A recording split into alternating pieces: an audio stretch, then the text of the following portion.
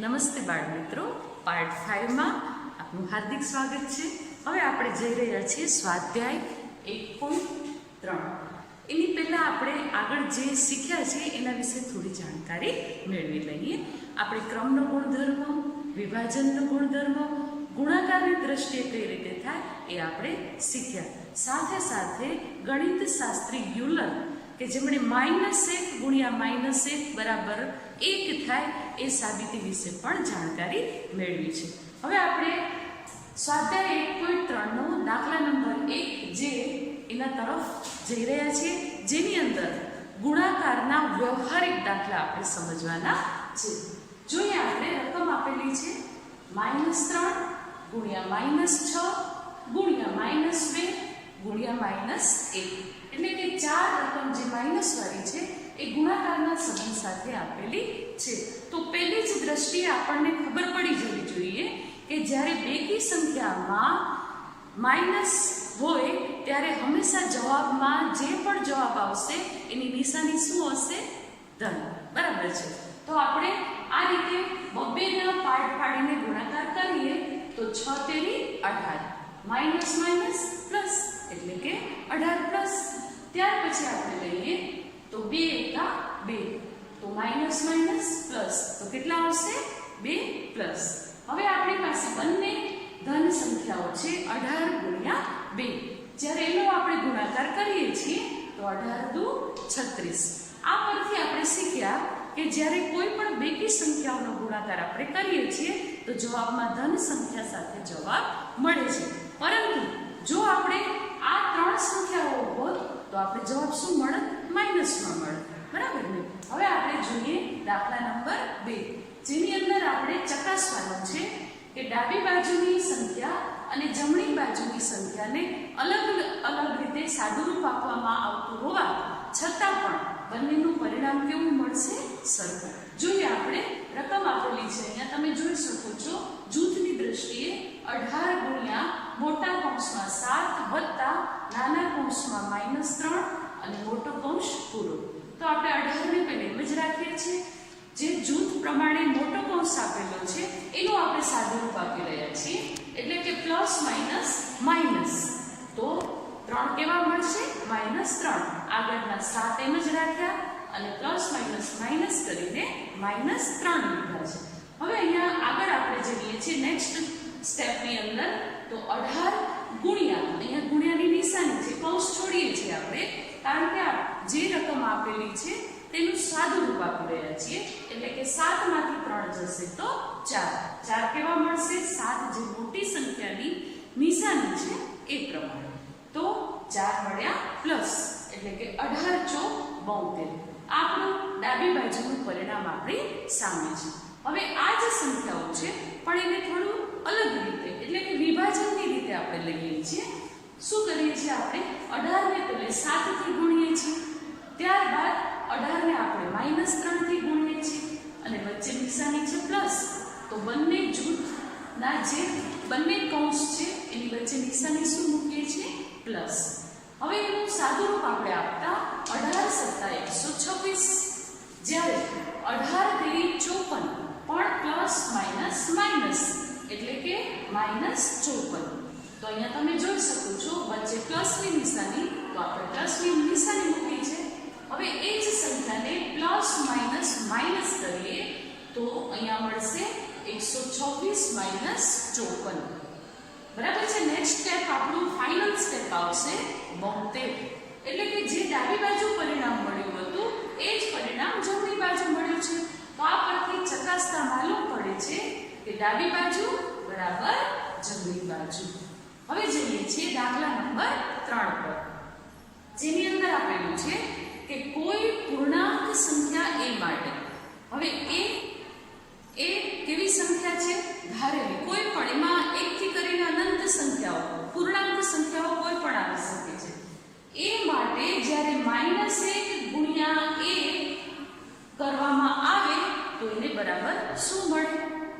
તો આપણે જોઈએ તો -1 ગુણ્યા 1 જ્યારે કરવામાં આવે ત્યારે જવાબ હંમેશા માઇનસ એ જ મળે છે, એટલે કે a બરાબર કોઈ પણ સંખ્યા તમે મૂકો છો, પણ જો એનો ગુણાકાર -1 થી કરીશું તો જવાબમાં માઇનસ આવશે જ, કારણ કે એકી સંખ્યામાં અહીંયા આપણે જોઈ શકીએ છીએ રૂલ્સ છે, બરાબર ને?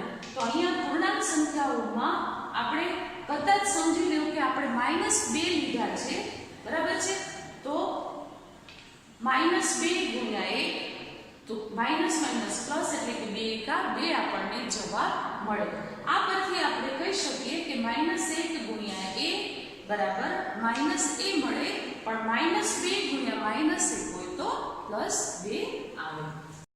હવે જોઈએ આપણે દાખલા નંબર 4, જેની અંદર રકમ આપેલી છે કે -1 ગુણ્યા 5 થી શરૂ કરી નિશ્ચિત પેટર્ન વડે ગુણાકારને દર્શાવો. તો આપણે જોઈએ -1 ગુણ્યા -1 શું મળે? 1. એટલે કે અહીં કયા ગણિતશાસ્ત્રની વાત આવી છે? યાદ છે ને તમને બધાને? હા, એ મુજબ આપણે -1 ગુણ્યા -1 સાબિત કરવાનું છે કે એક જ ધન 1 મળે. તો આપણે શરૂઆત ક્યાંથી કરવાની છે? -1 ગુણ્યા 5. તો આપણે અહીં આપેલું છે -1 ગુણ્યા 5, તો એનો જવાબ શું મળશે? -5. એટલે કે એ તો આપણી પાસે સામે જ છે, આપેલું જ છે. હવે એનાથી આપણે આગળ એક આપણે પ્લસ કરતા જઈએ છીએ એમાં, અને અહીંથી આપણે એક રકમ ઘટાડતા જઈએ છીએ, કારણ કે નિશ્ચિત પેટર્ન આપણને આપવાની છે. તો અહીંયા 5 હતા, તો આપણે કેટલા લઈએ છીએ હવે? 4. તો -1 ગુણ્યા 4, તો આનો બંનેનો ગુણાકાર કરતા શું મળશે આપણને? -4. હવે કઈ રીતે? તો આપણે બીજી દ્રષ્ટિએ જોઈએ તો એમાં શું કરવામાં આવ્યું? 1 પ્લસ કરવામાં આવ્યો, -5 + 1 એટલે કે માઇનસ પ્લસ માઇનસ 5 માંથી 1 જાય તો 4, પણ મોટી સંખ્યાની નિશાની માઇનસ માટે -4. એટલે અહીં ગુણાકારથી અહીં સરવાળા બાદબાકીની મદદથી આપણે -4 મેળવેલ છે. હવે એવી જ રીતે આપણે નેક્સ્ટ આગળની પેટર્ન જોઈએ, જેમાં પણ આપણે 4 પરથી 3 પર આવીએ છીએ, એટલે કે -1 ગુણ્યા 3, તો જવાબ મળશે -3. તો એવી જ રીતે જે આપણી મૂળ સંખ્યા હતી -4, એમાં +1 કરતા જવાબ શું મળ્યો? -3. એવી જ રીતે પાછું એક ઘટાડ્યું છે, -1 ગુણ્યા 2, એટલે કે ગુણાકાર કરતા મળશે -2. એવી જ રીતે પ્લસ માઇનસમાં જોઈએ કે આગળની સંખ્યા હતી -3, એમાં +1 કર્યો તો એનો પણ જવાબ મળશે -2. ત્યાર પછી અહીં પાછો એક ઘટાડીએ છીએ, એટલે કે -1 ગુણ્યા 1 ગુણાકાર કરો તો જવાબ મળશે -1. હવે એને ફરીથી આગળની સંખ્યા સાથે +1 કરીએ છીએ તો આપણને જવાબ મળશે -1. એટલે કે ડાબી બાજુ અને જમણી બાજુ સમાન છે, અને આ એનો જવાબ, એનું તારણ મળતું જાય છે. હવે આપણે જઈએ છીએ 1 માંથી 1 ઓછો કરતા 0 તરફ. તો -1 ગુણ્યા 0 એટલે કે 0, તો -1 + 1 તો જવાબ મળશે 0. એવી જ રીતે ફરીથી આપણે આપણી જે મૂળ સાબિત કરવાનું છે ત્યાં સુધી આપણે પહોંચી ગયા છીએ હવે.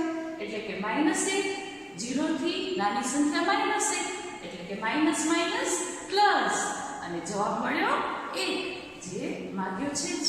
અને એમાં પણ અહીં પણ તમે સરવાળા બાદબાકીની રીતે પણ જોઈ શકો છો કે જે આગળની સંખ્યા હતી એમાં +1 કરતા જવાબ મળ્યો 0.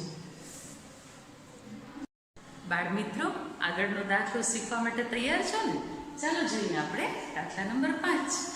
દાખલા નંબર 5માં આપેલું છે યોગ્ય ગુણધર્મનો ઉપયોગ કરી જવાબ લખો.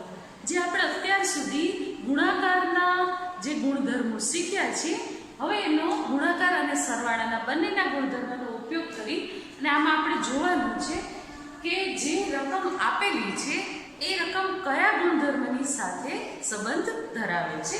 જોઈએ આપણે 5માનો પહેલો 26 ગુણ્યા -48 વત્તા -48 ગુણ્યા -36. હવે આ રકમ જોતા તમને એવું લાગે છે ને કે -48 છે એ 2 વખત આવેલા છે, તો એના પરથી જ આપણે કહી શકીએ કે આમાં વિભાજનનો ગુણધર્મ લાગુ પડે છે. કારણ કે -48 છે 2 વખત, આને આપણે પહેલું પદ કહી શકીએ, આને આપણે બીજું પદ કહી શકીએ. કારણ કે પ્લસની નિશાની વચ્ચે છે ત્યારે આ એક પદ બને, આ બીજું પદ બને. હવે એમાંથી -48 ને આપણે બંનેમાંથી બહાર અને બાકી વધતી રકમ એટલે કે 26, કારણ કે આનો નાનો સંબંધ કેવો છે ગુણાકારનો, તો આપણે અહીંયા ગુણાકારની નિશાની મૂકી કૌંસની અંદર આપણે અહીંના જે 26 છે એને મૂકીશું. ત્યારબાદ પ્લસની નિશાની છે તો અહીંયા આવશે પ્લસ અને અહીંથી 48 તો આપણે બહાર કાઢી દીધા છે, તો આપણે જે બીજી રકમ વધે છે એ -36 અહીં મૂકીશું, તો એક જૂથ બનશે 26 + -36. હવે 48 ને આપણે નેક્સ્ટ સ્ટેપની અંદર એમ જ નીચે લાવશું, પણ જે બીજું જૂથ સાથેનો રકમ આપેલી છે એમાં આપણે સાદુરૂપ આપીએ તો પ્લસ માઇનસ માઇનસ એટલે કે -36, તો રકમ બનશે -48 ગુણ્યા 26 - 36. આ સ્ટેપ બનશે. ત્યાર પછીનું સ્ટેપ આપણે જોઈએ તો આનું સાદુરૂપ આપીએ છીએ તો -48 ગુણ્યા પ્લસ માઇનસ માઇનસ એટલે કે 36 માંથી 26 જશે તો 10, પણ 36 ની નિશાની માઇનસ હોવાથી -10, અને આ રીતે -48 ગુણ્યા -10 કરતા 480 જવાબ મળે. પણ ગુણાકારની દ્રષ્ટિએ સાદુરૂપ નિશાનીનું આપીએ તો માઇનસ માઇનસ પ્લસ. અહીંયા આપણે મોટાની નિશાનીને જોવાની ન હોય, એ પ્લસ માઇનસ વાળા જે ગુણધર્મો હોય એમાં જ આપણે એ રીતે જોઈએ. તો અહીંયા આપણે માઇનસ માઇનસ શું થઈ જશે પ્લસ. ત્યાર પછીનું નેક્સ્ટ આપણે સી જોઈએ તો એમાં રકમ આપેલી છે 15 ગુણ્યા -25 ગુણ્યા -4 ગુણ્યા -10. બાળ મિત્રો, એક વસ્તુ મેં તમને પહેલા પણ સમજાવી હતી, ફરીથી રિપીટ કરું છું, ધ્યાન આપજો કે સૌથી પહેલે જવાબમાં કઈ નિશાની આવશે એની આપણે તરત જ ખબર પડી જાય, કારણ કે જે 4 રકમ આપેલી છે એમાંથી 3 ઋણ સંખ્યાવાળી રકમ છે, તો જ્યારે પણ જવાબ આવશે ત્યારે કેવો હશે? હંમેશા માઇનસ. એકી સંખ્યામાં ઋણ સંખ્યા હોય ત્યારે એનો જવાબ માઇનસ જ હશે. હવે આપણે સાદુરૂપ કઈ રીતે આપીએ છીએ? નેક્સ્ટ ઇક્વલ બરાબર લઈએ છીએ આપણે તો મોટા કૌંસમાં -25 ગુણ્યા 4. હવે તમને એમ થાય કે 15 ને કેમ છોડી દીધા? પણ તમને યાદ હશે કે આપણે સરળ રીતે શીખ્યા હતા કે રાઉન્ડ ફિગર વાળી રકમ આવતી હોય તો આપણે એ રીતે સાદુરૂપ લેવાનું. તો એને આપણે 25 ગુણ્યા 4 કરીએ તો આપણને ખબર છે 25 × 100 થાય, તો આપણે એને પહેલા લઈ લીધું 25 ગુણ્યા 4. હવે બીજો આપણે કૌંસ બનાવીએ છીએ જેને, કારણ કે બધાની નિશાની તમે જોઈ શકો છો બધા ગુણાકારના સંબંધ સાથે જોડાયેલા છે, તો આપણે અહીંયા શું મૂકીશું? ગુણાકાર. હવે આપણે જોઈએ તો 15 આગળના અને પાછળના -10 એટલે કે 15 ગુણ્યા -10. હવે અહીંયા તમે જોયું કે આપણે ક્રમને અદલા બદલી કરી નાખી છે, બરાબર છે ને? અહીંયા આપણે બીજા અને ત્રીજાને પહેલા લીધા અને પહેલા અને છેલ્લાને પાછળ લીધા, તો કયો ગુણધર્મ લાગુ પડે? ક્રમનો ગુણધર્મ, જે આપણે અહીંયા લખીશું ક્રમનો ગુણધર્મ. હવે આને સાદુરૂપ આપતા 25 × 100 માઇનસ માઇનસ પ્લસ એટલે કે 100 ની નિશાની પ્લસ. ત્યાર પછી 15 ગુણ્યા 10 કેટલું ઈઝી, કારણ કે 15 × 15 ને પાછળ શૂન્ય લગાડી દો તો કેટલા થાય? 150. પણ પ્લસ માઇનસ માઇનસ માટે 150 શું આવે? માઇનસ. હવે આ બંનેનો ગુણાકાર પણ એકદમ ઈઝી. 15 × 15 અને 1 2 અને 3 શૂન્ય જે આપેલા છે એની પાછળ લગાડી દો એટલે કે 150 ગુણ્યા 100 મળશે 15000. એટલે કે આપણે પ્લસ માઇનસ કરતા -15000 મળ્યા. હવે આપણે જોઈએ છીએ ડી તરફ. ડી માં આપણે જોઈએ -41 ગુણ્યા 102. તો અહીં જે રકમ આપેલી છે તમે જોઈ શકો છો કે 102 એ એવી સંખ્યા છે કે જેની નજીકનો રાઉન્ડ ફિગર 100 મળે, બરાબર ને? તો આપણે 41 ને એમ જ રાખીએ છીએ -41, પણ એની સાથે 102 ને આપણે લઈએ છીએ ગુણ્યા કરીને 100 + 2.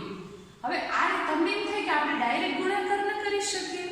કરી શકાય, પણ તમે જો 102 ગુણ્યા 41 કરવા જાઓ તો ઘણો લાંબો ગુણાકાર થાય.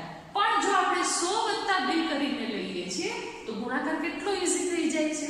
જોઈ શકો છો તમે નેક્સ્ટ સ્ટેપની અંદર -41 એને ગુણ્યા 100 અને ત્યારબાદ -41 એને ગુણ્યા 2. એટલે કે આ કૌંસ કરી અને આપણે આ સ્ટેપ લીધેલ છે. એટલે કયો ગુણધર્મ લાગુ પડ્યો? વિભાજનનો ગુણધર્મ. તો આ રીતે -41 ગુણ્યા 100 -4100 -41 ગુણ્યા 2 એટલે કે 41 + 82 એટલે કે -82. વચ્ચે પ્લસની નિશાની આપેલી છે માટે આપણે મૂક્યા છે પ્લસ. હવે પ્લસ માઇનસ માઇનસ તો આપણે માઇનસ કરતા માઇનસ માઇનસ માઇનસ પાછા થઈ જશે પ્લસ. તો 4100 + 82 તો જવાબ મળશે 4182. પણ આપણે પ્લસ માઇનસમાં હંમેશા એ વાતનું ધ્યાન રાખીએ છીએ કે મોટી સંખ્યાની નિશાની જવાબમાં લાગુ પડે. તો મોટી સંખ્યા છે 4100, એની નિશાની છે માઇનસ, માટે જવાબમાં મૂકીશું -4182. તમે ખૂબ જ સરસ રીતે દરેક ગુણધર્મનો ઉપયોગ કરતા આપણે દાખલા કેવી રીતે ગણાય તે સમજી ગયા હશો. હવે આપણે વ્યવહારિક દાખલાઓ તરફ જઈએ. જોઈએ આપણે દાખલા નંબર 6. ઠંડુ કરવાની પ્રક્રિયા માટે ઓરડાના તાપમાનને 40 ડિગ્રી સેલ્સિયસ થી શરૂ કરીને 5 ડિગ્રી સેલ્સિયસ પ્રતિ કલાકના દરે ઘટાડવું જરૂરી છે. રકમને બરાબર ધ્યાનથી સમજીએ જેથી આપણને ખ્યાલ આવે કે આપણો અડધો જવાબ રકમ પરથી જ આપણને મળી જતો હોય છે. શું કહે છે કે 40 ડિગ્રી સેલ્સિયસ થી શરૂ કરવાનું છે, બરાબર, અને 5 ડિગ્રી સેલ્સિયસ પ્રતિ કલાકે એટલે કે એક કલાકે ઘટાડતું જવાનું છે. તો આ પ્રક્રિયા ચાલુ કરીએ એના 10 કલાક પછી ઓરડાનું તાપમાન શું હશે? તો એનો મતલબ એ થયો કે જ્યારે શરૂ કર્યું હશે ત્યારે એનું તાપમાન, હાલનું તાપમાન શું હશે? તો 40 ડિગ્રી સેલ્સિયસ. એના પછી હવે આપણે કરવાનું શું છે? તો કે 5 ડિગ્રી સેલ્સિયસ પ્રતિ કલાકે ઘટાડવાનું છે. તો આપણે એમ કહી શકીએ ને કે -5 ડિગ્રી સેલ્સિયસ દર કલાકે બદલાતું તાપમાન હશે. હવે આગળ જઈએ તો લાસ્ટ જવાબમાં એમ માંગ્યું છે કે 10 કલાક પછી ઓરડાનું તાપમાન શું હશે? તો એ રીતે આપણે જાણકારી મેળવી તો 10 કલાકમાં તાપમાનમાં થતો ઘટાડો એટલે કે 10 કલાક તો થશે જ. તો 10 કલાક, હવે પ્રતિ કલાકે 5 ડિગ્રી સેલ્સિયસ ઘટતું જાય છે તો આપણે ગુણાકાર કરવો પડશે. તો 10 ગુણ્યા -5 ડિગ્રી સેલ્સિયસ એટલે કે કુલ ઘટાડો આપણો કેટલો થશે? -50 ડિગ્રી સેલ્સિયસ. જે આપણે હવે આપણે લાસ્ટ સ્ટેપ જોઈએ, છેલ્લું તાપમાન. છેલ્લા તાપમાનમાં આપણે જોઈએ તો 40 ડિગ્રી જે શરૂઆતનું હતું, ત્યારબાદ દર કલાકે જે 5 આપણે ઘટાડતા ગયા એટલે કે ±50 ડિગ્રી સેલ્સિયસ, કારણ કે 10 કલાકનું કુલ 50 ડિગ્રી મળ્યું. તો આ રીતે સાદું રૂપ આપતા પ્લસ માઇનસ માઇનસ એટલે કે 50 માંથી 40 જાય તો 10, અને આ રીતે 50 મોટી સંખ્યા હોવાથી 10 ની નિશાની આવશે માઇનસ, એટલે કે છેલ્લું તાપમાન આપણને -10 ડિગ્રી સેલ્સિયસ મળશે.